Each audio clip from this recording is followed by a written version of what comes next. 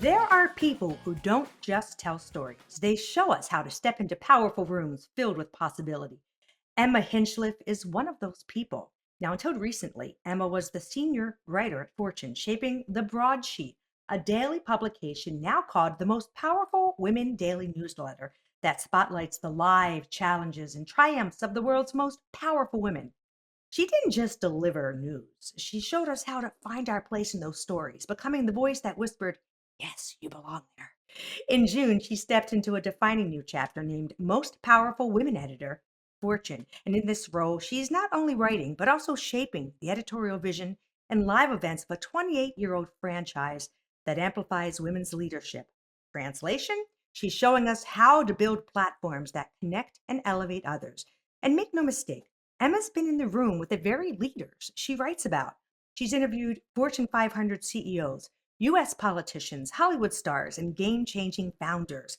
She's moderated conversations with innovators like Sarah Blakely and Melanie Perkins, modeling how to hold space so other voices can rise. Now, here's what makes her even more relatable. And we're going to dig in this a little bit, dig down a little bit. She's spoken candidly about imposter syndrome. Instead of hiding it, she reframes it, teaching us how to see self doubt as self awareness that actually puts you steps ahead. And I love this one story.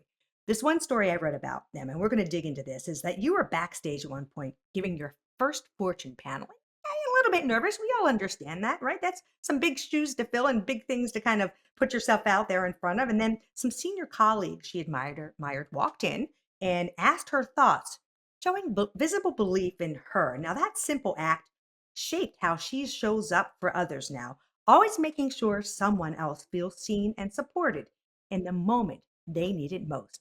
We're going to pivot for 1 second because speaking of needing support, listen, the number one best thing for the show and for it to keep going and to find a bigger audience is to provide review, like, comment. So please, if you like this, go on to Apple, Spotify, anywhere that you find the podcast, and just hit that 5-star button and leave a comment because you may be shout outed one day. And speaking of that, the personal stories that I get from those people who share with me what really resonates with them goes so far in a testimonial. And one recent one said, "I love how Bonnie asks all the questions that pop into my head while I am listening. I highly recommend her show." So if you'd like to support the show, please do that. And who knows, again, you may end up being here on my show one day where I shout you out. As we know, showing up is important in every day, every place, every way that we continue to evolve professionally. And our next guest gets that 100%. She realizes confidence isn't always there and we don't always recognize our value. Emma Hinchliff doesn't just report on women forging their paths. She's walked it herself, sometimes uncertain, often backstage, but always resolute. So today we're going to pull back that curtain just a little bit. You're going to hear how Emma built one of the most trusted platforms for women in business, how she creates space for leaders to shine, and how she's stepping into her own power in new ways. So let's find out how she does it. Hello, Emma. It is so wonderful to have you. Thank you so much for joining us. Yeah, hi Bonnie. What an intro. Thank you so much for having me. You're very welcome. I mean, I just find your whole career quite fascinating. I think the first thing I want to ask you is that it's clear to me because, I speak with a lot of women and I like to kind of understand what makes them tick. Yours seems to be fueled by passion. So I'm going to let you talk a little bit about your career journey and what has led you to this very interesting sort of niche space, but one that's becoming more and more important with every passing year. Well, thank you so much. Yeah, I think the Most Powerful Women franchise at Fortune is really special and it's been around for almost 30 years now. I came through it.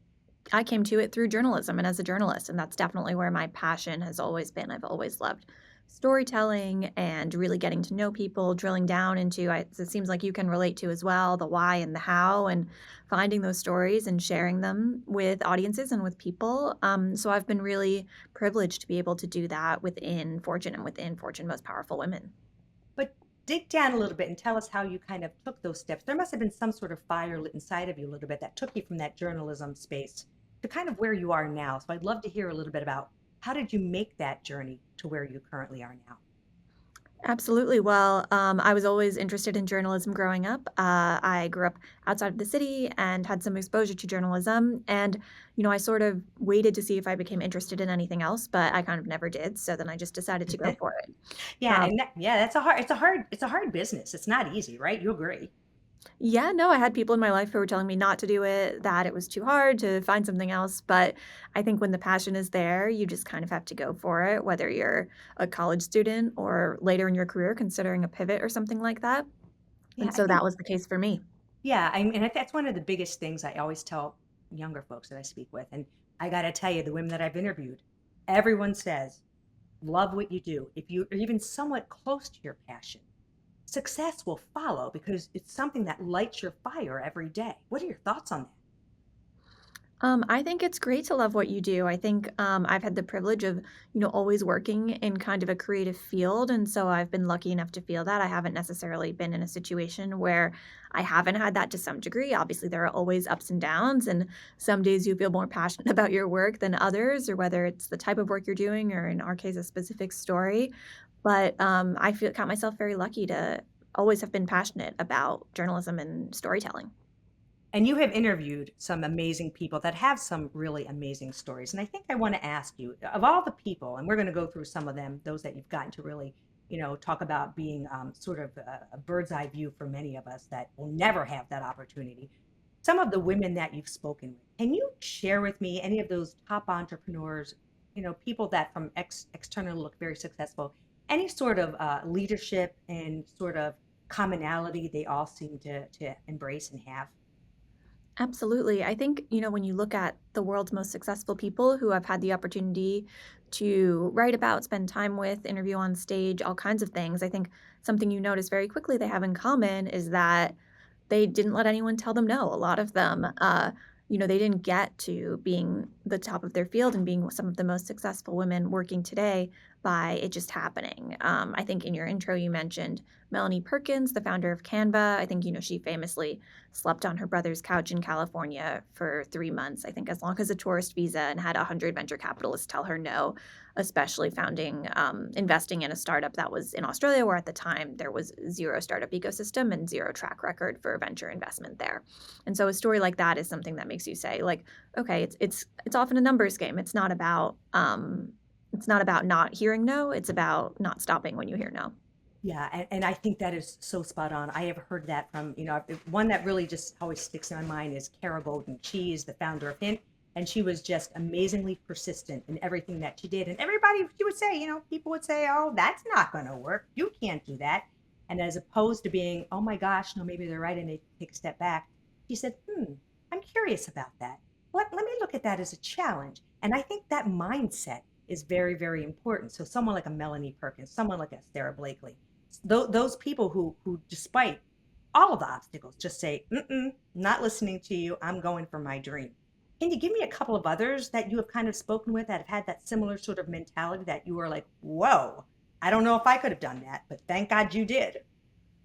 I think everyone kind of has that experience as well. I mean, even, I've profiled, for instance, Kim Kardashian for Fortune, and even her story, so different from most of the other entrepreneurs and business leaders we're writing about, but it has that similar thread of just keeping going, trying things, experimenting, not being afraid of failure, of being laughed at, and just kind of having your own vision and sticking to it even when others don't understand it. Yeah, listen, you know what? It's so funny. People laugh at me. I have dream all the time that I'm hanging out with the Kardashians. It's the funniest thing. My friend's like, "What is that?" I'm like, "I don't know. I'm always on the B list. I'm never on the A list." And I'm kind of hanging out with Chris, and we're talking marketing. I got to tell you, I think they're very brilliantly smart in terms of their marketing prowess. It's second to none. So, I mean, I think you're right that you have to have a tough skin. You have to be very business savvy, and not be afraid to put yourself out there, which is really, quite amazing. I mean, I think all of these women, in some respects, have had to take strategic risk.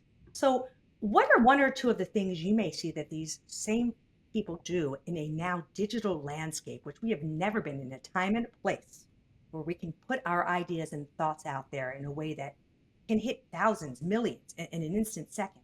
What are some of the things you're seeing them do to be strategically visible in a smart way? Yeah, I think this is true for women at every level. I think if you're at that level of success, you are visible, whether you choose to or not. Good And point. so, with, the way that media and social media works today, I think it's become very clear that, you do have to own your story, and if you don't own your story yourself, someone else will own it for you. And so really learning how to tell your story in public, even for leaders who might have the instinct to say, "No, I'm just heads down. I don't wanna do this. Like, I'll, delegate it to someone else. Like, I'm focused on the work." I don't think that's really an option anymore. Like, leaders really have to be out there sharing what they're doing, whether it's through traditional media or somewhere else, because there's really not another option. And what you say is so true because in today's world, people are not so much following brands, they're following people. And it's that connection that they want to make with them. I mean, you think about the Sarah Blakely, the Melanie Perkins, the Kim Kardashian. People feel very strong about the brand because of the person. I mean, I follow Sarah on LinkedIn. All she has to do is say hello, and people will go on for thousands. They just are so inspired by a story, especially I think of people who have really just had that persistence. That could be me. That could be you, right? I mean, Melanie Perkins, I'm sure she didn't come from like some huge, very wealthy family. And I'm sure she went through a bazillion no. And then she had to go out and raise capital. So I can't even imagine the different levels of no's they get. And I think you're spot on that you can no longer just expect that you're going to get to a place without having to go out there and sort of own your story and create your own narrative. But a lot of people feel very uncomfortable with that. And this is where I want to ask you a little bit about the imposter syndrome. Before we get into that, would you share that one story that I read about a little bit that you kind of went out there and your colleagues supported you? And then I want to dig into it. That's really Yeah. sweet, by the way. No, this was a very sweet moment. I wouldn't say I was necessarily having imposter syndrome, but I was moderating my first panel for Fortune, and I was a little nervous. And these are kind of small, intimate settings where you're in a room sitting on stools in a room of about 40 to 50 people. And I was kind of getting ready to have that conversation and noticed that a few of my colleagues who had been there longer than me and were very experienced at this sort of thing had come to watch my session, which was not necessarily the standard. They might have typically been off in their room preparing for their next interview or something like that, but they knew this was my first one. And so they had come to see me, which I really appreciated. And these are interactive sessions involving a lot of audience participation. And so they shared their perspectives and asked questions during that kind of audience interactivity, which really helped guide the conversation and turned it into a much more lively back and forth, which I really appreciated as someone who was up there on my Yeah. own trying it for the first time. And so, really kind of setting that comfort level and providing that kind of soft support without making it obvious or making it seem like I was nervous or anything. Well, yeah. And again, and I like how you and I were chatting a little bit before the show, and you said everybody's kind of interpretation of imposter syndrome is different. Have you seen different versions? I mean, I think for me, I always think about it, different things that I've done, and I take it back to my TEDx talk, which, I remember thinking, what am I doing? What do I have to say? So whatever. And sometimes that's not fair because the internal us may not see what the external others see that you have the value. So do you see that sometimes? And have you seen that kind of evolve a little bit with women over the last few years? Yeah, I think people and especially women often feel some degree of imposter syndrome, kind of this idea that, who am I to be doing this? As you said, what do I have to offer? But personally, for me, I think being exposed to so many of the most successful people in the world has, in a way, cured my imposter syndrome because you kind of Ah, see that even when people are at the very top of their field, they still feel that way. And so it doesn't necessarily mean that it's wrong that you're feeling that way. You can feel that way and it can pass. And it doesn't mean that the work you're doing will have any less impact. And so seeing that everyone experiences it has actually made it much easier. yeah, I think you're right there. And that's one of the things I was reading, sort of like if you're able to kind of put a name to it, say, oh, that's my imposter person today, or whatever. You don't read into it too much because it's pretty natural. And this one thing I've been reading, which I think is really good, and I want all the women to think about this. If you feel that way, that means you're growing because you're in some sort of situation that maybe is a little like, oh, you know what? I overachieved a little bit here. You know what? This is a little scary. That means you're growing. Those folks who may never have sort of that push or that perfectionistic, kind of scenario, or have these great dreams that they've thought of, and they finally get there to be able to look back and say, how did I get here? Right. So I think reframing it a little bit, is okay because it's something many, many people deal with, but it doesn't have to really impact your work or who you are. And I think that's very, very important. Um, I want to ask you though, tell me, if you can share to the best of your ability, any surprises of anything you've learned from some of the different profiles you've done, anything aha moments that maybe you have come across that really kind of you being on this kind of track every day that really caught you off guard and said, I never thought of something that way, or I never realized someone did X, Y, and Z to before they became successful. I would say it was that realization that everyone feels some level of self-doubt or, uncertainty no Yeah. matter how far they've climbed, seeing people who are at the very top of their game still struggle with those issues, still being uncertain of what decisions they want to make, what they want to do next, or the path that got them there, or how they feel about it internally, has been really clarifying.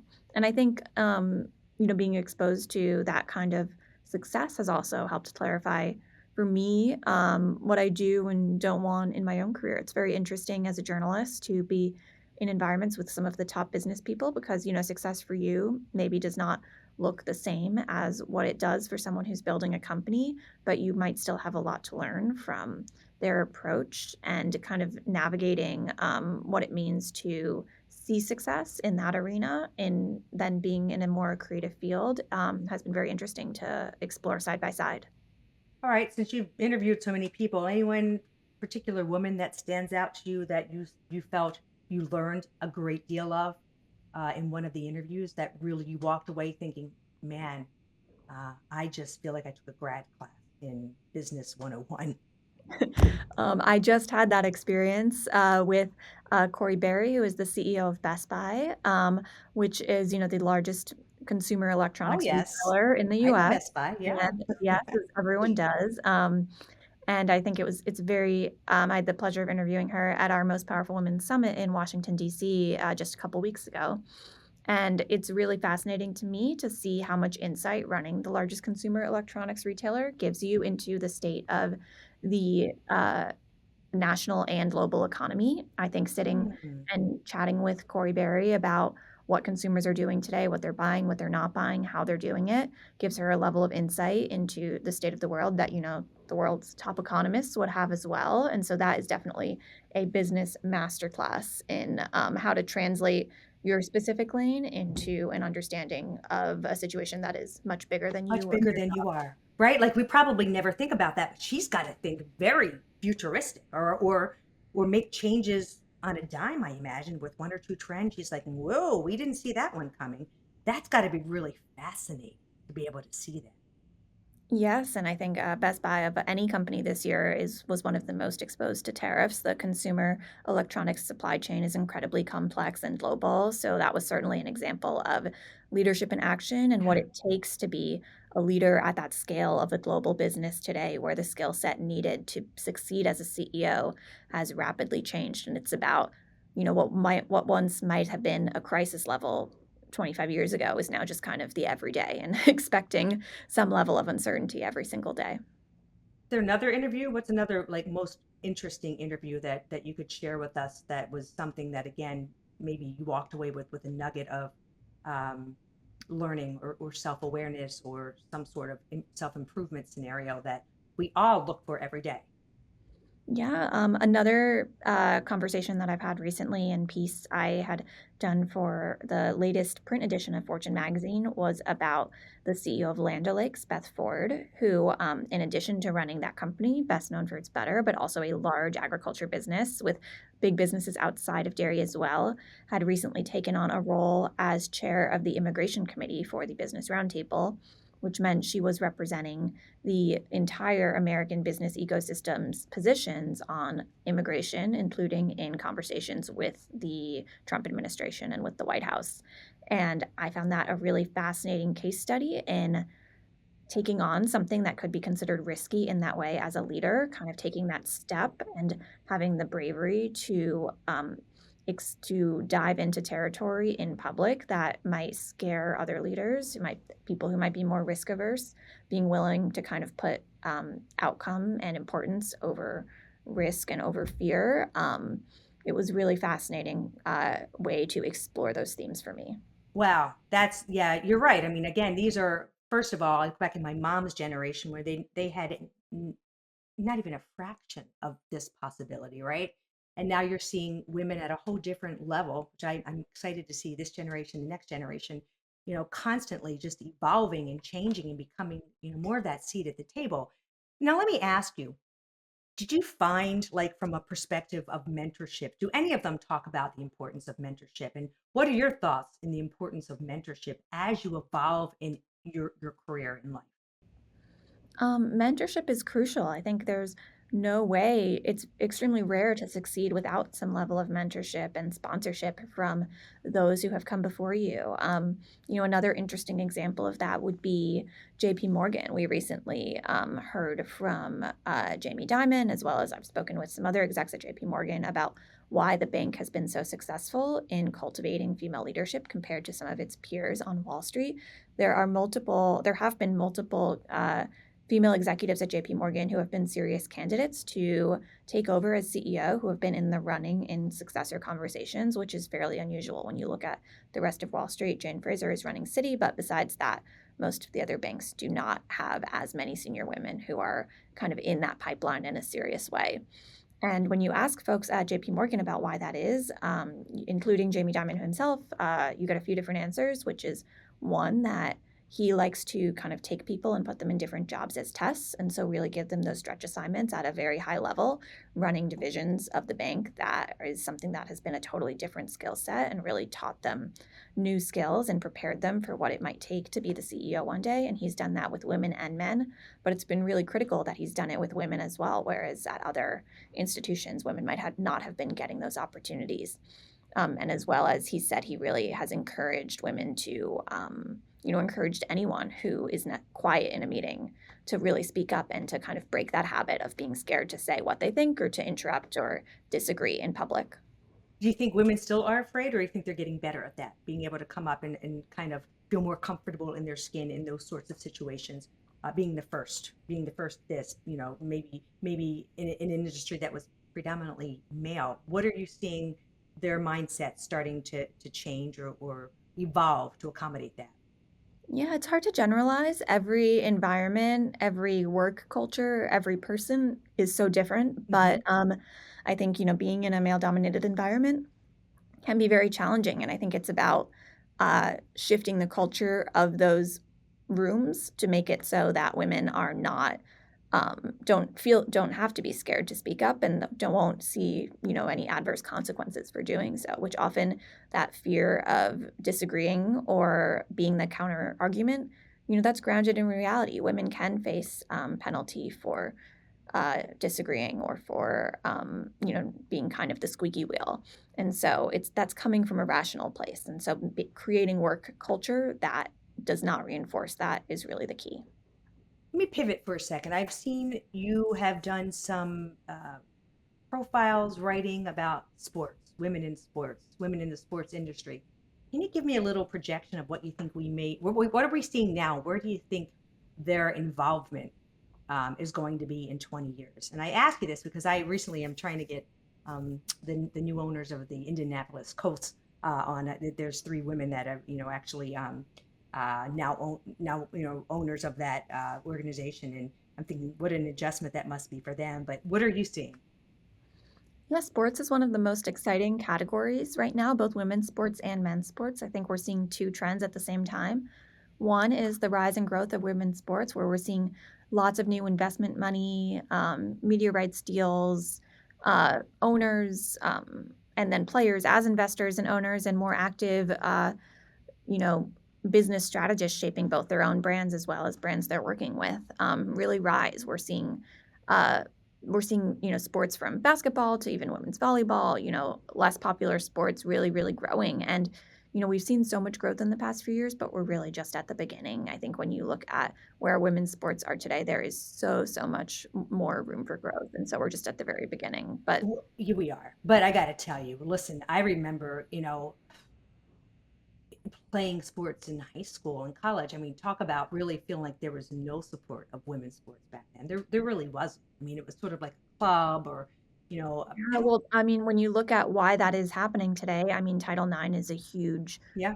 reason why. The fact that there are these pipelines for equitable experiences in schools has really helped cultivate the current and rising generations of athletes. Without Title IX, professional women's sports would not be where it is today. Yeah, it's fascinating conversation. Let me ask you a few other things because you mentioned some high profile folks, and so I'm just curious as to who my audience is. I'm going to just give you kind of like one of their names and tell me if just from your profile, kind of all positive, what it is that you saw in those particular folks when you met them. So like Sarah Blakely, what one or two things that you would say, oh my gosh, this is what I saw. I think if you spend some time with Sarah Blakely, you'll pretty quickly notice that she kind of marches to the beat of her own drum. She's very creative and she's kind of operating in a world of her own making. And kind of that fierce creativity is what created Spanx. You see it happening now with her newest brand, Sneaks. I think, Yeah. yeah, that's a, brand and a product that was not like a huge runaway success with mainstream media, and people did not necessarily get what she was doing with that as well, but you see her persevering and finding the people who love it, even if the people who love it are not everyone. I think she's really unafraid to think creatively. She said that, she often relies on signs from the universe to make big decisions, including whether to sell Spanx and whether to, for her personally, to exit that business. And so I think that kind of creativity, woo-woo-ness in a really unapologetic way that really has served her. She built Spanx in Atlanta, and as a fashion and apparel brand, that was very unusual. She's really done the things that she believes in without necessarily letting outside noise influence whether it's the right thing to do or not. Again, right? There's a couple of things I'm hearing there. Find your tribe. Don't worry about what others say. You know, don't listen to no. I mean, my goodness gracious, if we all listened to the word no, you probably wouldn't become a journalist. I wouldn't be doing this podcast, whatever, right? So you can't listen to those things. What about Melanie? One or two habits you see from her? Melanie's very fascinating. And I think, as we talked about, she built Canva, which is now the most highly valued female founded and led startup in the world with a valuation over $40 billion. She built it when there was nothing in an entire country. So she really created the Australian startup ecosystem by building Canva there, by not compromising and moving it to California when a lot of investors wanted her to in order to give them funding. And she has this big vision. I think with Melanie, what you see is she really, really thinks very big, bigger than anyone else. Probably doesn't even necessarily understand the scope of what she's imagining. Canva has a phase one and phase two strategy, and their phase one is to build one of the world's most valuable companies, and their phase two is to take that wealth from building one of the world's most valuable companies and use it to make the world better. And that's a vision that she set years ago before Canva was anything near the level of success it is today. So having that foresight to be able to say, I am, kind of manifesting in a way, being able to say, I am building one of the world's most valuable companies, even when other people don't see it, I see it, and I already know what I want to do with that success is pretty remarkable.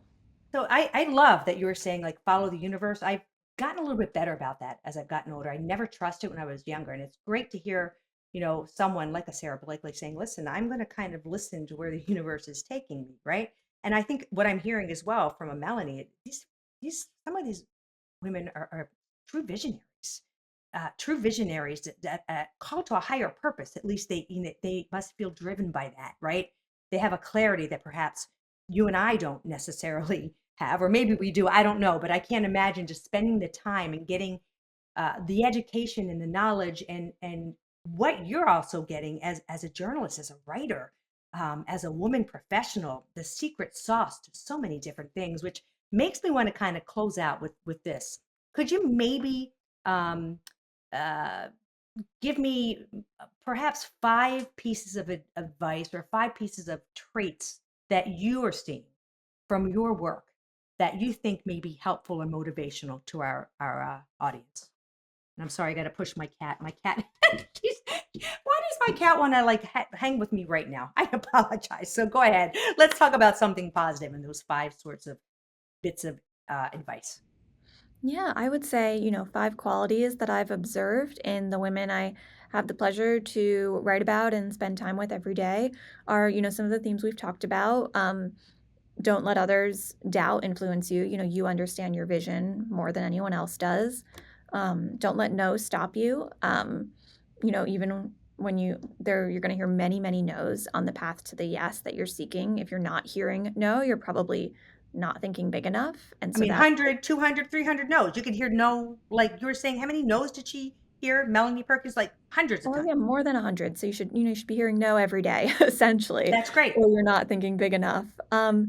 As well as, kind of on the flip side of you understanding your vision more than anyone else, you should also that also means that you should stay involved, that, as you gain more success, you shouldn't delegate to Ooh, everyone. I think one of my biggest takeaways from profiling Kim Kardashian was just how involved she is in the day-to-day of what she's building still, despite the level of success she has.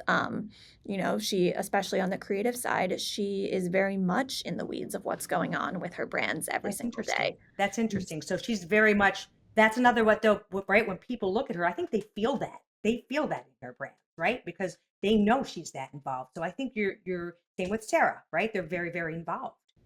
All right. So that's Exactly. three. That's great. We have two more. Yes. 2 more, okay.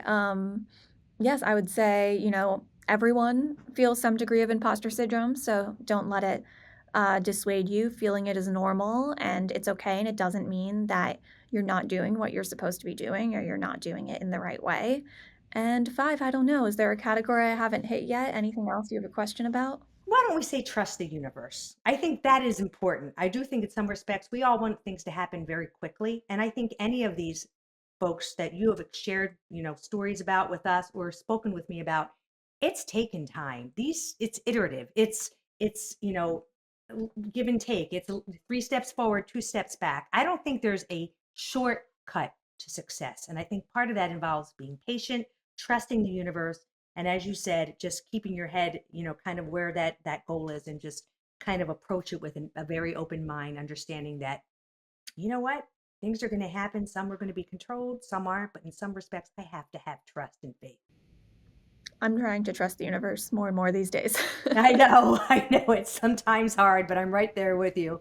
And you know what? I want to thank you so much. Fascinating insights. I mean, I got to tell you, what a job you have.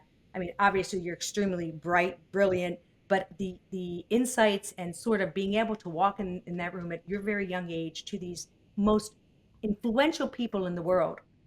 What a great front row seat you have, and we are grateful that you shared a little bit of that front row seat with us. Can you just tell folks a little bit where they can get more information? I want them to understand more about your publications. I signed up for them. Just give them a little bit of insights into where they can read and catch your daily inspiration. Absolutely. I would love to stay in touch with everybody listening. You can follow me on LinkedIn under Emma Hinchliff and Instagram as well as TikTok. And I also write our daily newsletter for Fortune, Most Powerful Women Daily. And in your inbox for free, 5 days a week from Fortune, you'll get interviews with some of these top women, analysis and insights on the trends driving the news through a gender lens perspective across business as well as politics, culture, sports, and other fields as well, for kind of one of the most holistic ways to understand what's happening with women in the world today. And with that, I'm going to say if anyone wants to show that good women support, please take a moment, review the podcast, leave a comment. That is the best way to help me grow. I appreciate it so much. And remember, everyone, your story isn't over, it's still unfolding. So let's rise together and take care, my friends. If you want to learn more about our guest, check out the show notes. And please take a moment to rate a positive review about the show on Apple or Spotify, because this is the best way for bold women to find this show. To write a positive review, scroll down to the bottom of the podcast and click where it says write a review. In return, you get good karma and a shout out on a future episode. Until next time, my friends, keep pushing through that fear and making your future yours. You've got this.